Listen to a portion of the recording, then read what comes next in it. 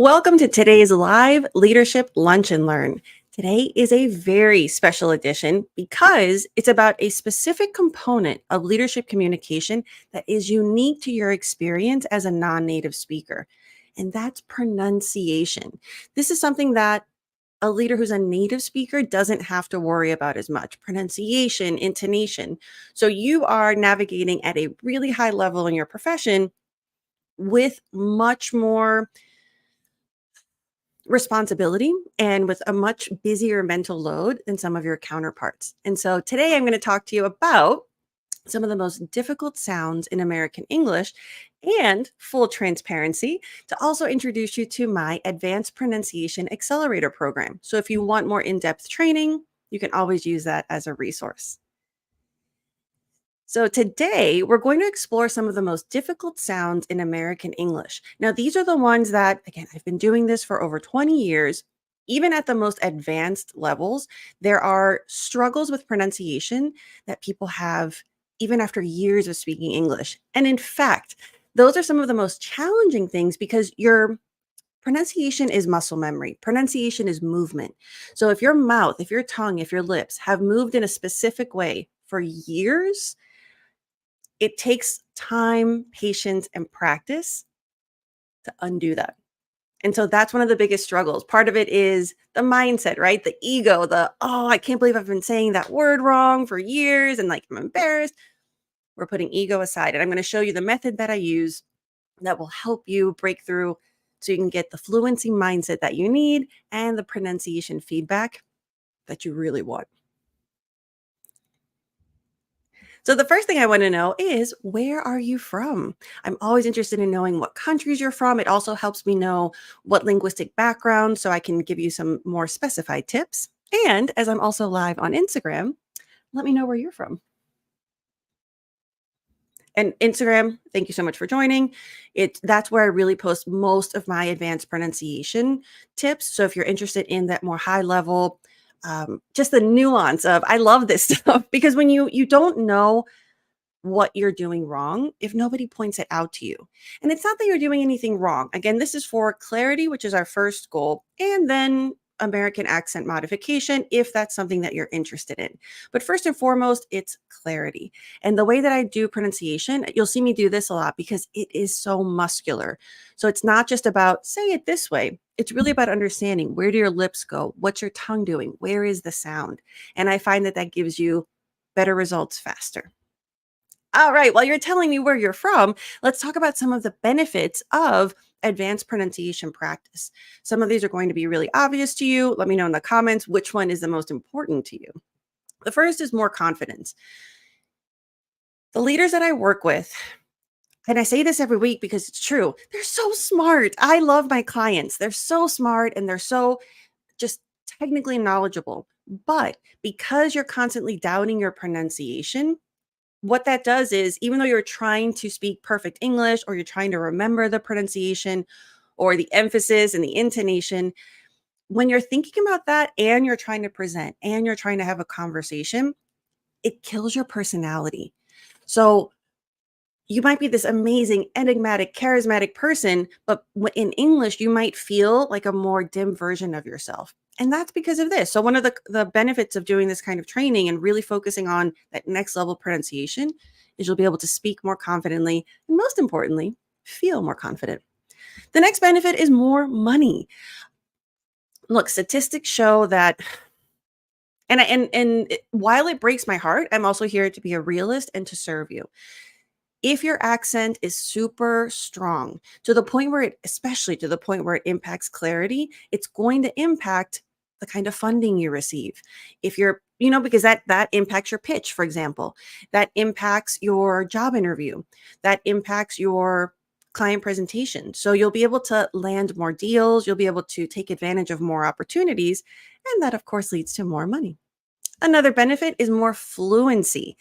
So this is where you come to me for advanced pronunciation, but my goal is actually to give you the tools for fluency. Because a lot of times, especially with the upper intermediate to advanced level English learners, you want to perfect your English. You're like, I'm ready. Like, I just want to fix it, is usually what people tell me. But that leads to a very specific, rigid academic kind of practice. So, with the kind of training that you're going to receive today and that you'll see with the program, it's really about pronunciation as a tool for fluency, which is your tool for communication.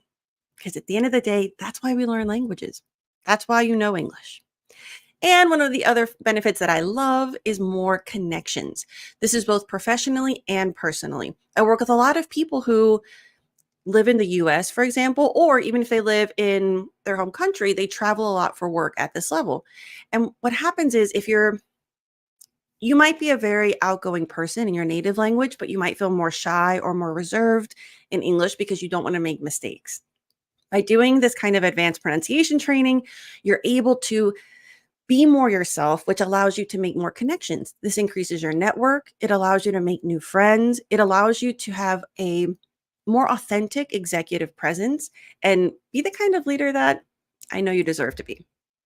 All right, now the next question, because I'm really curious about if the sounds that we go over today are also the sounds that you struggle with. Let me know in the comments what sound you struggle with when speaking English. So what are the sounds that even after all these years you're still unsure of? And as you're sharing that, and then we'll compare to see if the sounds that you're struggling with are the ones that we're going over today, I'm going to let you know the method.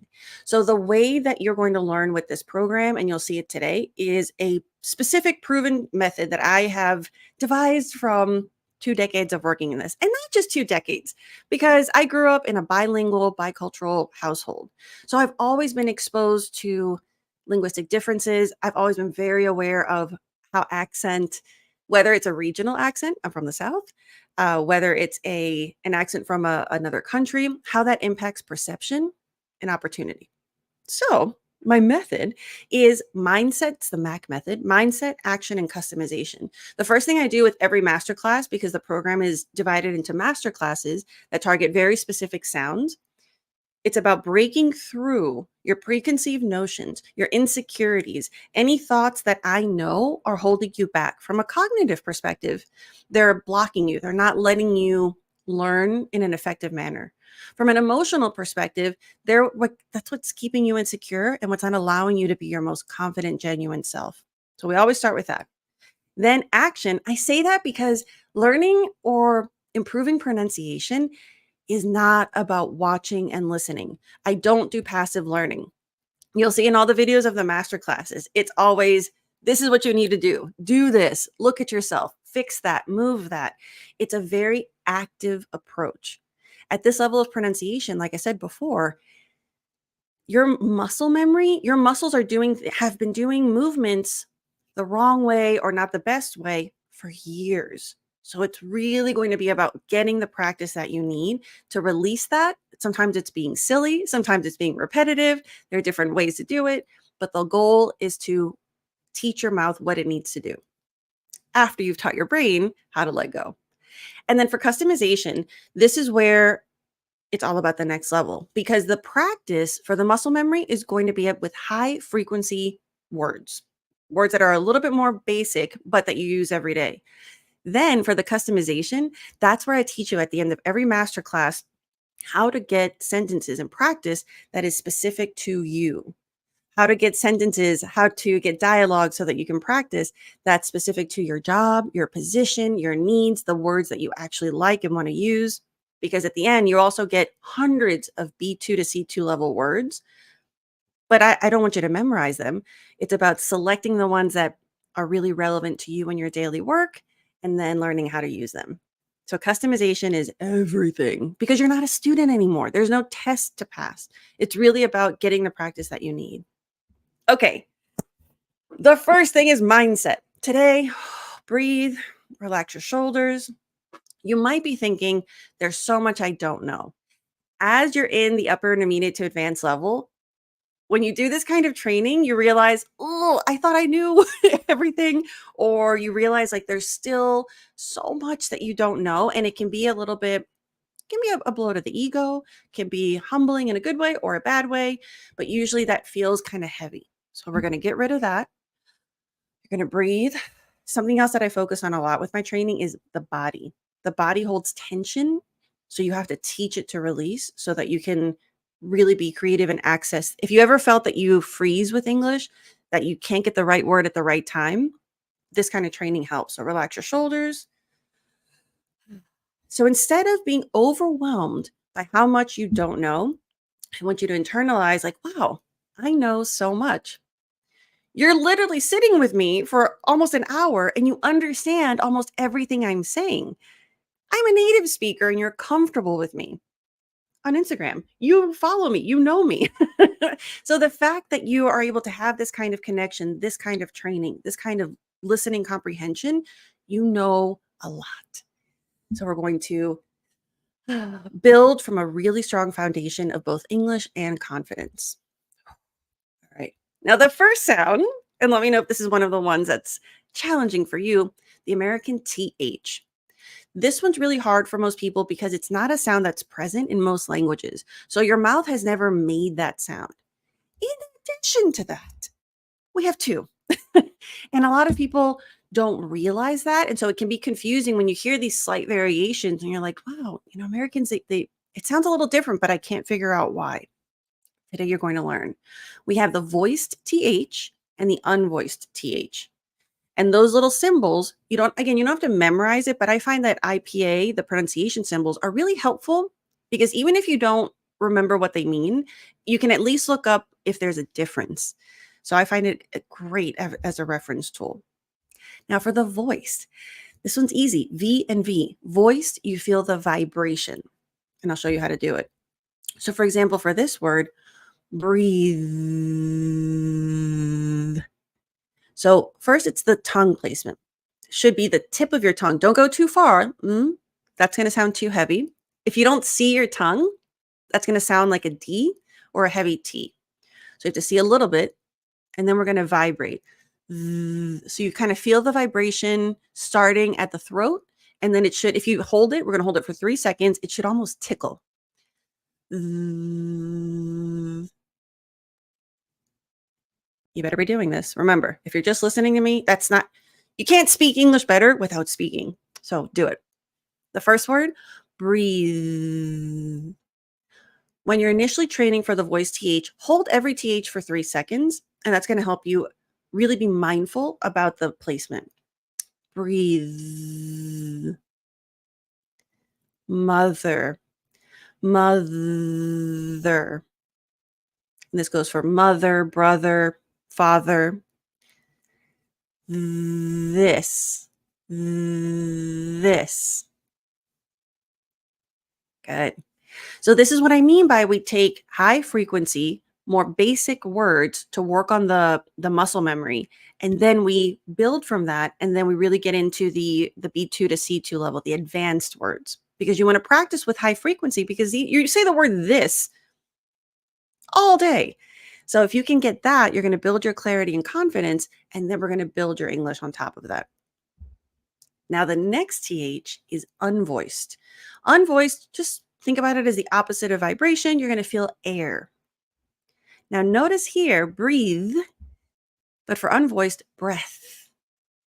So these are those little differences that when you start going through the training and you realize that the symbols are different, you can check yourself. It's an awesome feeling where you're like, oh. And then you start feeling good. All right, repeat after me. Breath. So here for this one, there's no vibration, and you can test if you're doing it correctly by putting your hand in front of your mouth. If you feel air, the air should be coming up in between your top teeth and the top of your tongue. Breath.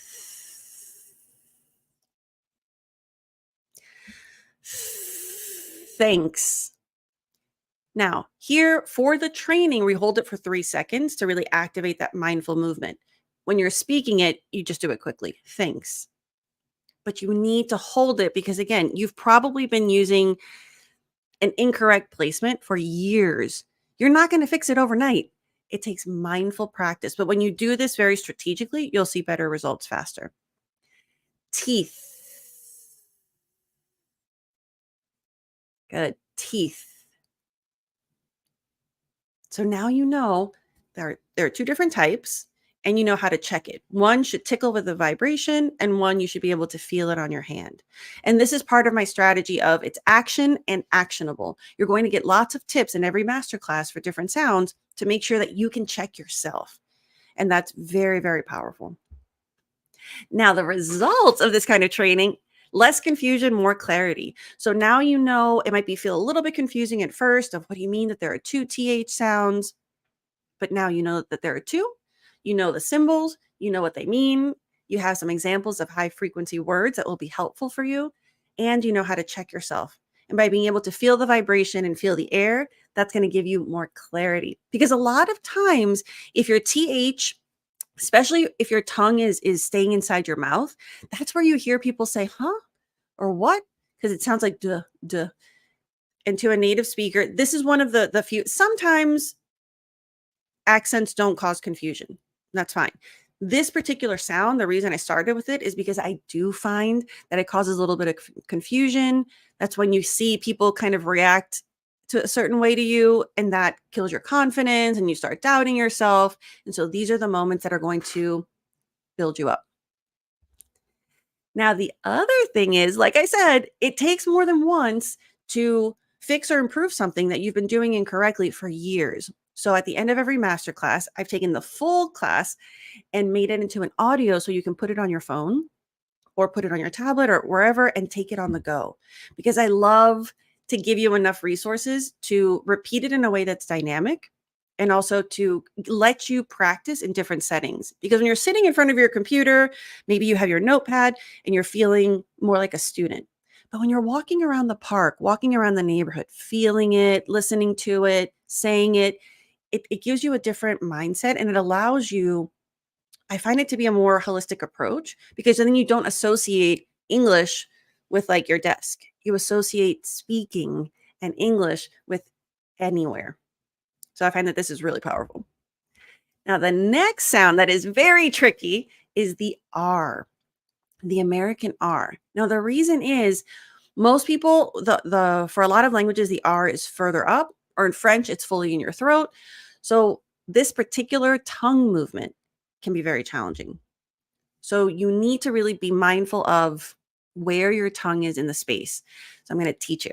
And I love this picture. Also, when I looked up stock photography of people with tongues out, it was just weird. So the dog won. Now for the tongue, if you're saying words like red, red, if your tongue is up in the front, for example, great, great, that's going to sound accented.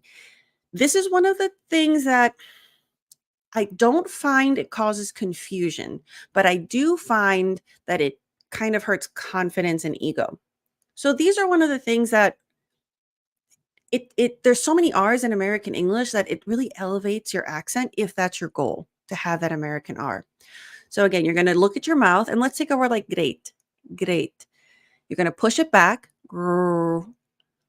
So what you want to practice is, and you can take really anything. You can take a stick, you can take a spoon, not like this part, but the handle, and you can push your tongue back, because your tongue, you want to curl it. It's kind of curled and hanging out in the middle of your mouth. So when you're practicing the words, if you feel your tongue up here, that's how you can think, okay, this is the accented R.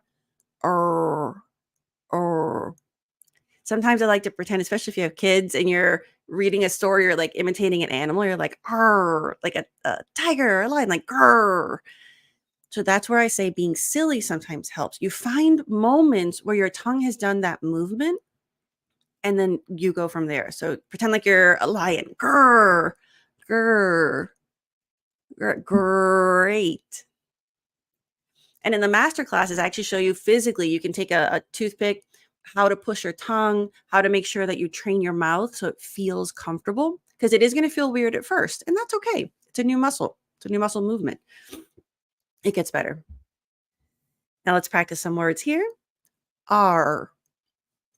So here it sounds like almost like a pirate movie, right? Like R. So if you're saying ar, or ar, if it's in your throat or in the tip of the mouth, you're going to pull it back.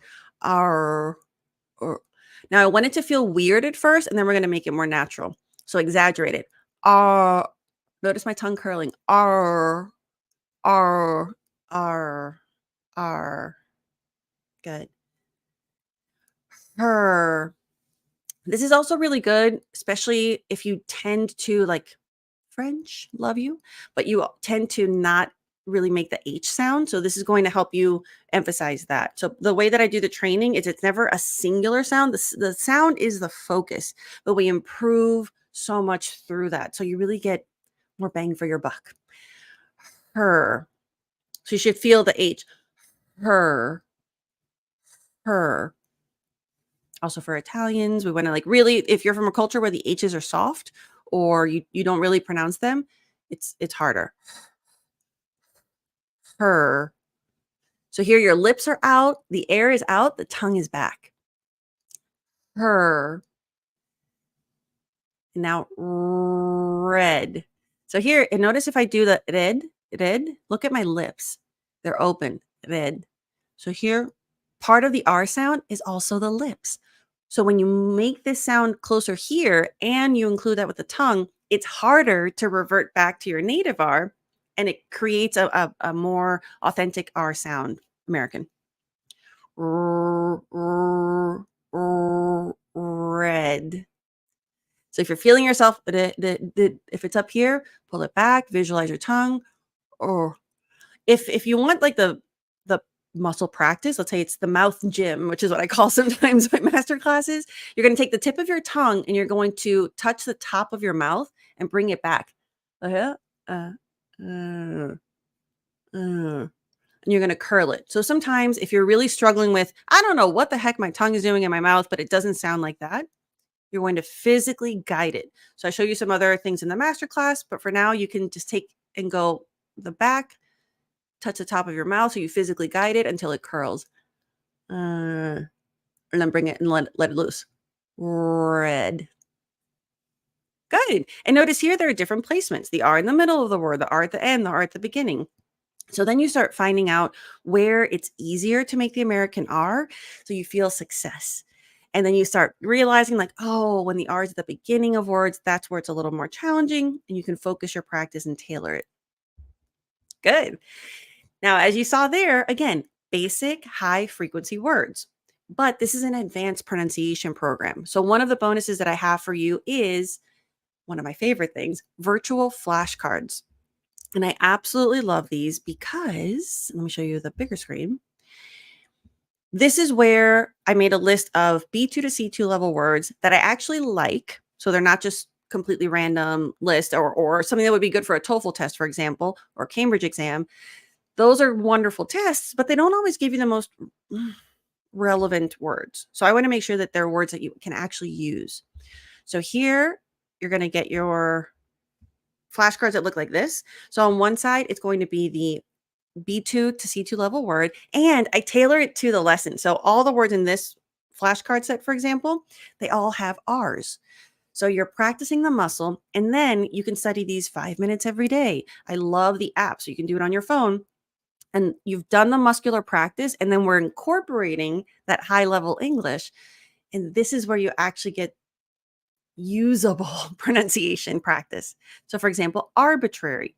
Then on the other side, because it's not about memorization, what I have here, I included the definition, but I include 3 sentences for each word. Because what I actually want you to do is not test if you know the word. I want you to practice reading out loud. So you've got the word, the R sound, but then with the other master classes, you're going to learn intonation and emphasis, and you're going to be able to say those sentences, read them out loud, because pronunciation is not about individual words. You're not at this level for that. And in leadership positions, especially, you need to be able to express yourself in a way that's a little more elevated. And this is going to help you because the sentence structure that I use here, it's elevated, but it's not overly formal. So there are things that I could see you saying in a meeting very comfortably. And to go back, when you elevate your English, you're less insecure. When you're less insecure, you're more confident. So this is why, because I understand, and it comes from a good place when people are like, oh, I want C2 level. And sometimes the reaction they get from certain teachers or coaches is like, no, you don't need it. I get it. And no, you don't need C2 level.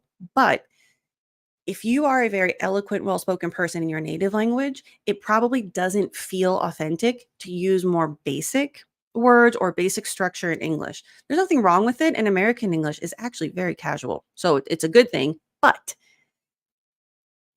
it feels good. It feels good to be able to be yourself. And I understand that because even for myself, being bilingual, I find that I have a much more elevated descriptive structure in English than I do in Spanish because I speak English more and I speak it more in a professional capacity. And when I do switch over and I try to articulate those same thoughts in Spanish, even though it's also my native language, I struggle and I hate that feeling. So I get it where you're like, okay, I know I might not need the same words, but that's part of my identity is to be have that kind of eloquence. And so it's very frustrating. And so this is where you're able to get the pronunciation clarity, but also elevate your level in a way that's they're very real life examples. Now, the third thing that we're going to go over today, it's not a sound in particular, but it is one of the most challenging things. And this is where all of my clients and students come to me and tell me, I want to speak like a native speaker. And however you feel about that statement, it's what people think they want. And so we always start by examining what does being speaking like a native speaker mean? And sometimes it's a little bit controversial, especially in the language industry. But having studied other languages, I know what you mean. What you actually want is to be able to speak English like yourself, not always doubt yourself, to also not sound robotic. And the answer to that is connected speech. This is a big component. All of the master classes that I do, all of the examples that I do, I always highlight and help you understand the connected speech patterns so you can speak smoothly. It's not always that native speakers speak faster.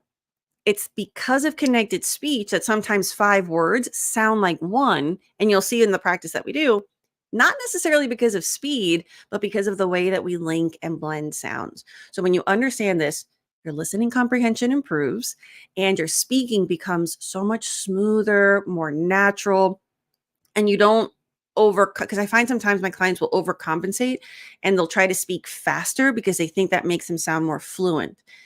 But when you do this training, then they realize, oh, okay, I don't have to speak faster. It's going to sound faster, but it's going to be the clarity is so much better. So let me give you an example.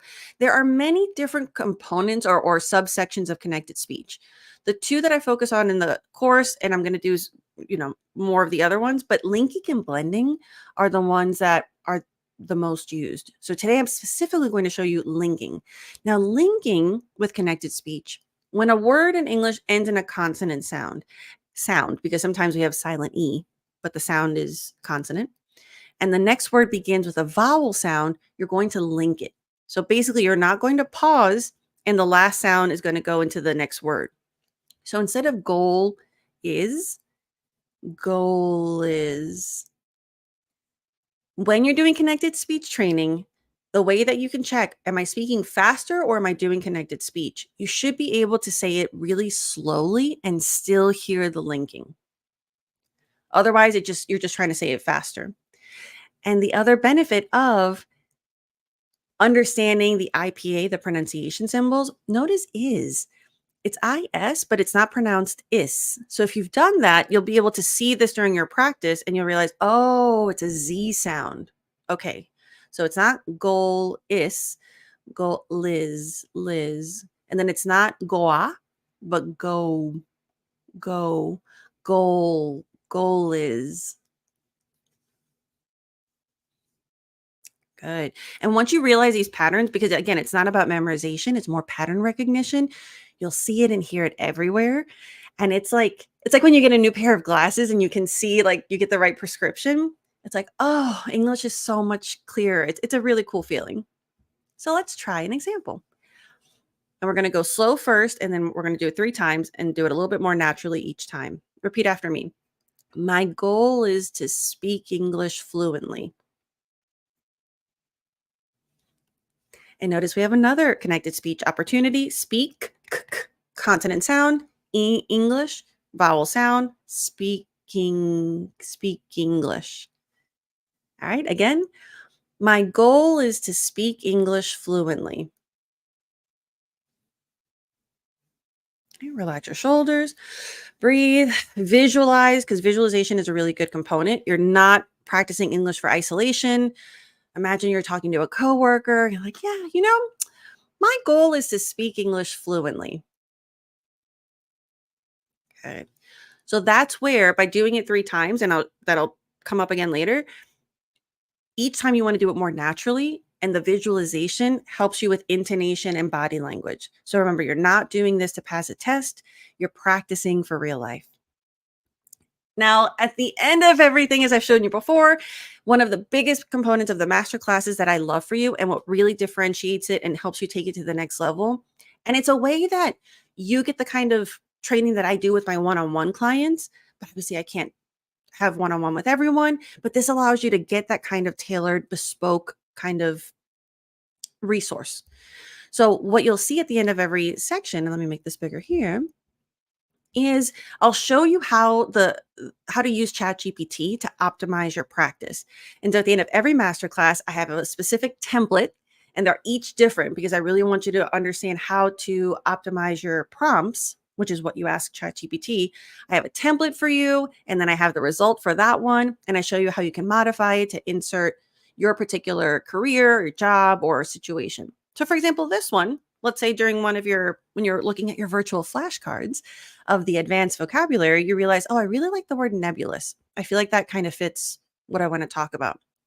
So you can take this prompt, copy and paste it, and put it in ChatGPT. You can then modify it because that's the customization. You can change the word that you want. You can change the industry if you work in a different industry. So here, creating 15 sentences using nebulous for discussing the economy in a pharmaceutical industry meeting, blending professional and conversational advanced English. So every prompt, some of them are really long and some of them are concise because they're meant to get you the most specific practice. So then you have resources and you're able to, if you're working in the pharmaceutical industry and you know you're going to talk about the economy, you'll be able to participate more. You'll feel more confident about it. It's so good. The way that we can use technology for language advancement is amazing. And as a language acquisition nerd and a linguistics nerd, I love sharing this kind of stuff with you. So let's take a look at one of the sentences that we have. So here, I'm like, okay, this feels like something this person could say in a meeting and really relevant.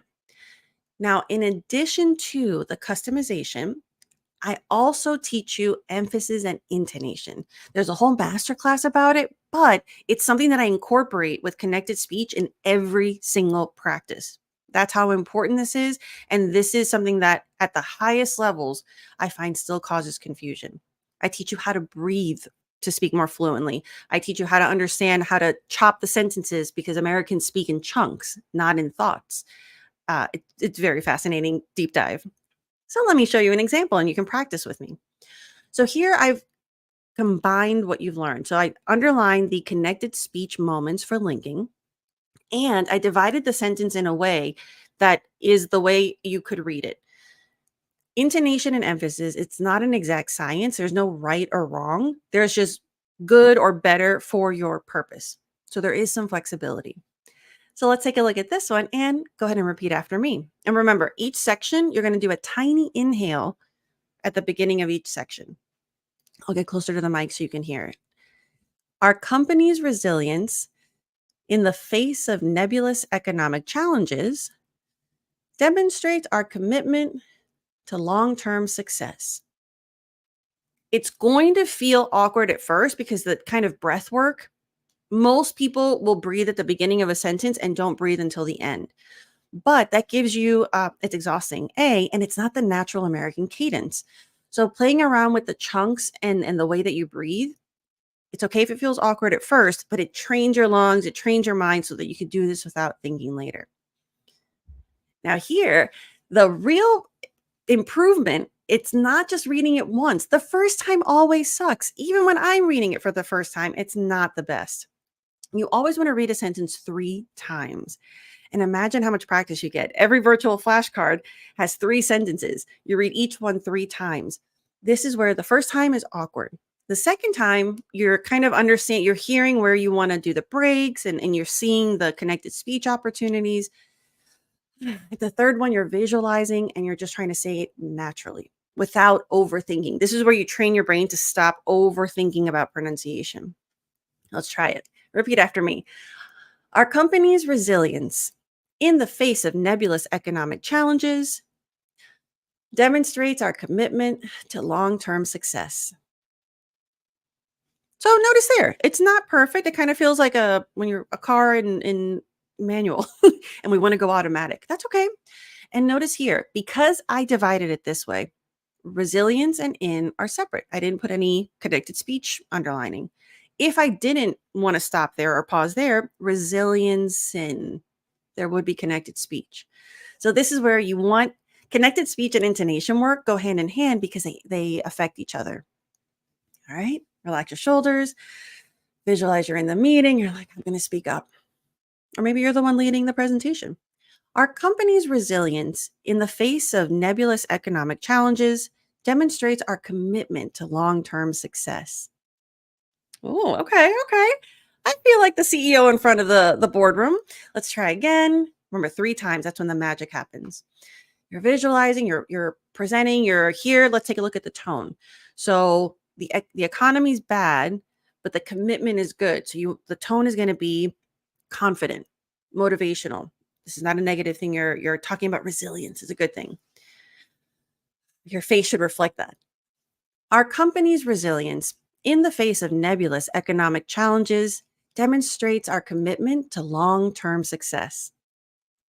Woo-hoo-hoo! See, this is where when you do the visualization, it gives you the confidence to speak in a way where the delivery, the intonation, the emphasis, they're all a result of advanced pronunciation and connected speech practice. All of that together, which is what I focus on in every single masterclass, is what allows you to speak English clearly and confidently. All right.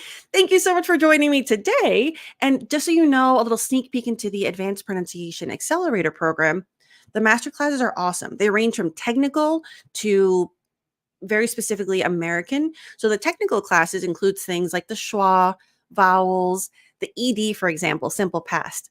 Sure, it sounds simple, but there are 3 different ways to pronounce it. The th, there are 2 different ways to pronounce it. The l, there's dark L and light L. The consonants B, P, V, W are very challenging for a lot of language backgrounds, and it's all about the lips. So these are more on the technical side. Then for American English, because this is why you're with me, things like American reductions, silent letters. And I don't give you every word with the silent letter. I really go through what my clients at the advanced level still struggle with. For example, the word answer. The amount of times I hear non-native speakers say answer, even though they've been speaking English for decades, it's okay. You didn't know you were doing it, but the W is silent. Answer, sir. So these are moments that will give you so much clarity and help your English feel so much more elevated. Connected speech, obviously, disappearing syllables. So these are all things that will also contribute to your fluency. And the bonuses, so many bonuses. I have flashcards for all of the IPA symbols, if that's something that you're interested in, all the phonetic sounds. You get access to, I think I have right now, 3 bonus courses. You have master classes that are there. I also do monthly live master classes. So you can join me and I actually see you in the video and I can pull you up. And if you have any questions or if you want to do the practice while I'm teaching, we can do that live and you get feedback. So many wonderful things available to you. This is one of the programs that I'm most proud of because I know it's what you need. It's what I've seen all my clients struggle with. And it breaks my heart because it's not hard to fix, but it is hard to find the fix. And so I've tried to really curate the most specific list of skills and sounds that I know will give you better results faster. That's my motto for this one. All right, thank you so much again for joining me for this special oh my goodness, tongue twister, live lunch and learn. Because again, one of the unique challenges for you as a professional, as a leader, being a non-native speaker is not only do you have to know all of the technical things that your colleagues know, all of the leadership and communication skills, you also have to worry or be cognizant of your pronunciation because that could be holding you back. It might be impacting your confidence. It might be impacting your body language. So, by doing this kind of training, my goal for you is to feel confident, look confident, and sound confident. Thank you so much for joining me, and I'll see you next time.